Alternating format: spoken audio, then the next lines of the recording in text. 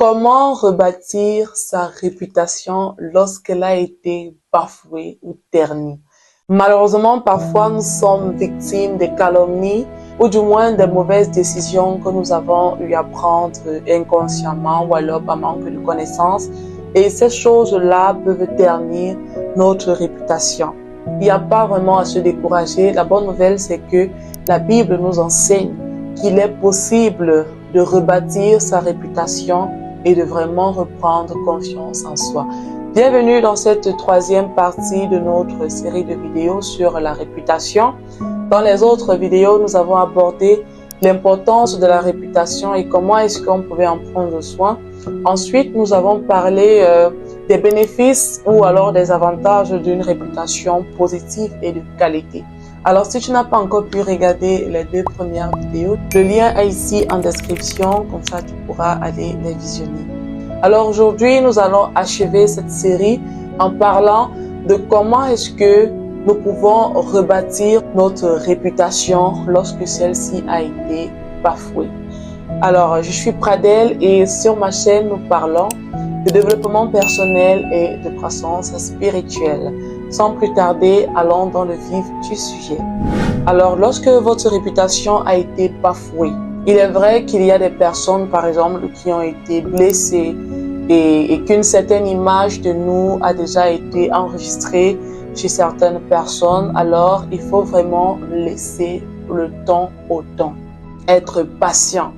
C'est vraiment très important, c'est vrai, c'est difficile, mais on doit accepter qu'il y a eu des conséquences qui ont suivi ces événements qui ont contribué à ternir notre réputation. Alors, nous allons explorer ici un exemple dans la Bible. Il s'agit de l'histoire de Paul. Je pense que c'est une histoire assez connue. Alors, Paul était un persécuteur des croyants. Il passait le temps à exécuter tous ceux qui prononçaient le nom de Jésus ou qui œuvraient en son nom. Pour lui, il faisait bien. C'est-à-dire que lorsqu'il exécutait des chrétiens et qu'il se comportait de cette façon-là, pour lui, il faisait ce qui était bien. Sur le chemin de Damas, il était toujours en route pour persécuter, en fait, toujours des croyants. Et c'est en chemin que Dieu le touche. Et c'est là que son cœur est transformé et il commence à œuvrer pour l'œuvre de Dieu. Vous êtes d'accord avec moi qu'il a été vraiment très, très difficile pour les croyants d'accepter Paul. Parce qu'on le connaissait déjà en tant que persécuteur des croyants. On lui avait déjà collé une étiquette et il était donc difficile de s'en défaire. Sûrement dans les décisions que vous avez eu à prendre par le passé, vous avez blessé des gens ou peut-être alors des personnes vous ont calomnié, ils ont inventé des trucs à votre sujet et cela a sali votre image. Je vous exhorte vraiment à être très patient.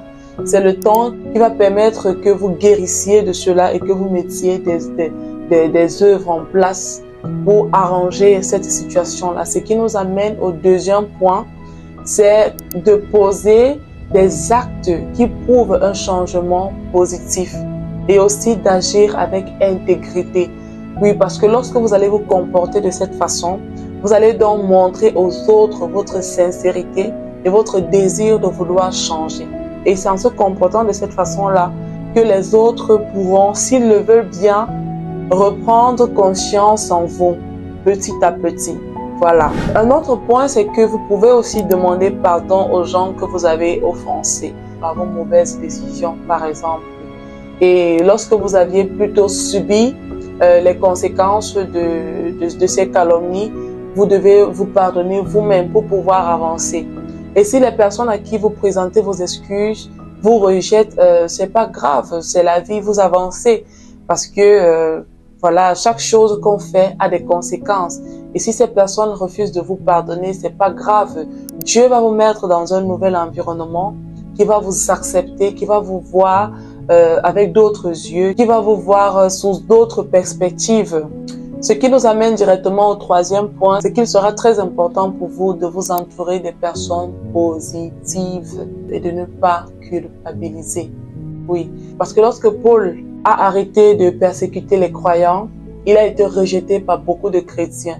Et c'est grâce à Barnabas qu'il a eu la possibilité de s'intégrer dans la société des croyants en toute sécurité. En fait, il faut te confier à Dieu. Et Dieu va mettre autour de toi des bonnes personnes qui vont te permettre de rattraper le tir afin de prendre confiance en toi et de te relever. Et lorsque tu vas donc t'intégrer dans la société, lorsque tu vas t'intégrer dans cette communauté, lorsque tu vas t'intégrer au milieu des gens, donc, tu vas recommencer à t'estimer toi-même. Et cette culpabilité-là qui te rongeait, tu vas la laisser derrière. Parce que tu es un enfant de Dieu. La Bible dit que le juge tombe 7 fois et se relève.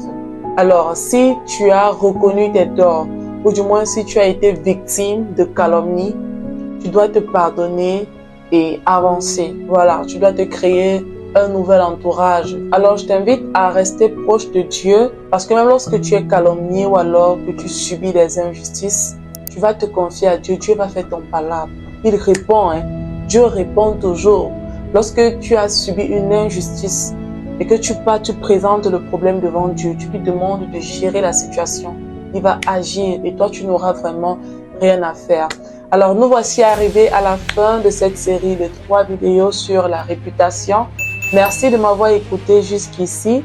J'espère vraiment qu'à travers ces 3 vidéos, tu as pu comprendre l'importance d'avoir une bonne réputation et de l'impact que celle-ci a dans nos vies.